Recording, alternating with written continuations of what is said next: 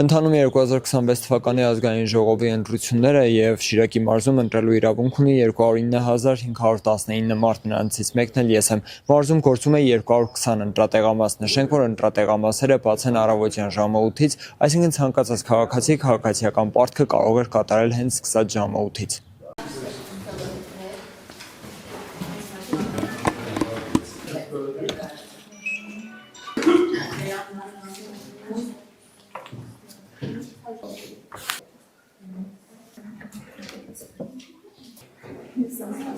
Ընտրելու իրավունք ունի 1781 ընտրող, որի մեջ մտնում են նաև ոստիկանության ծառայողները եւ ըստ գտնվելու վայրի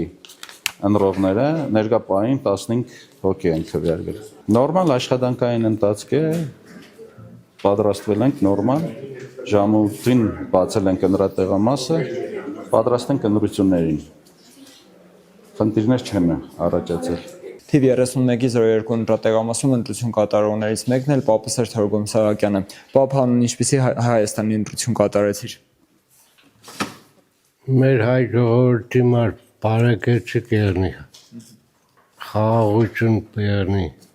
ապրուստը լավ եղնի մարդկանց։ Ինչ ակնկալիքով եք մասնակցում ընտրությանը։ Երկրին խաղաղություն, լիություն, առողջություն, ժողովրդին, բրձապ գնաց։